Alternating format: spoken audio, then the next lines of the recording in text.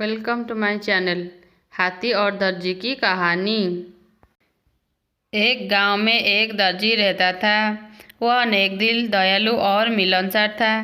सभी गांव वाले अपने कपड़े उसी को सिलने दिया करते थे। एक दिन दर्जी की दुकान में एक हाथी आया। वह भूखा था। दर्जी ने उसे केला खिलाया। उस दिन के बाद से हाथी रोज दर्जी की दुकान में आने लगा। दयालु दर्जी उसे रोज केला खिलाता। बदले में हाथी कई बार उसे अपने पीठ पर बिठाकर सैर पर ले जाता। दोनों की घनिष्ठता देखकर गांव वाले भी हैरान थे।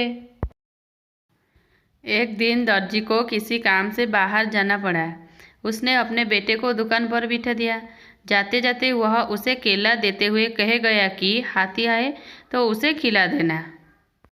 दर्जी का बेटा बड़ा शरारती था। दर्जी के जाते ही उसने केला खुद खा लिया। जब हाथी आया तो उसके शैतानी दिमाग में एक शरारत सूझी। उसने एक सुई ली और उसे अपने पीछे छुपाकर हाथी के पास गया। हाथी ने समझा कि वह केला देने के लिए आया है, इसलिए अपनी सूंड आगे बढ़ा दी। उसके सूंड बढ़ाते ही दर्जी के बेटे ने उसे सुई चुभा दी।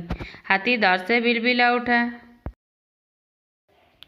ये देखकर दर्जी के लड़के को बड़ा मजा आया और वह ताली बजाकर खुश होने लगा। डर से बिलबिलाता हाथी गांव की नदी की ओर भागा। वहां जाकर उसने अपनी सूंड पानी में डाल दी। कुछ देर नदी के शीतल जल में रहकर उसे राहत महसूस हुई। उसे दर्जी के लड़के पर बड़ा गुस्सा आ रहा था। उसने उसे सबक सिखाने की ठानी और अपनी सूंड में कीचड़ भरकर दर्जी की दुकान की तरफ बढ़ा। दर्जी के लड़के ने जब फिर से हाथी को आते देखा तो सुई लेकर बाहर आ गया।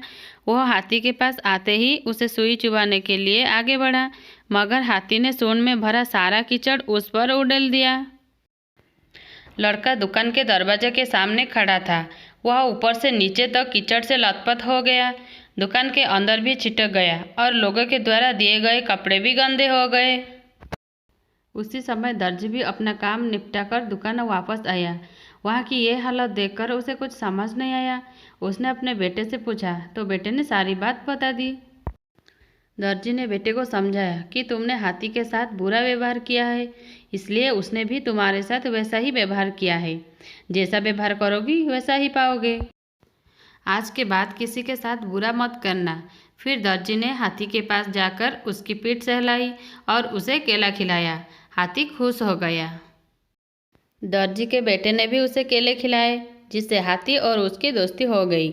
उस दिन के बाद से हाथी दर्जी के बेटे को भी अपने पीठ पर बिठाकर घुमाने लगा। अब दर्जी के बेटे ने शरारत छोड़ दी और सबसे अच्छा व्यवहार करने लगा। तो ये कहानी से हमें ये सीख मिलती है कि बुरे काम का बुरा नतीजा। Thanks for watching. आप सबको ये कहानी कैसे लगा कमेंट सेक्शन में ज़रूर बताना।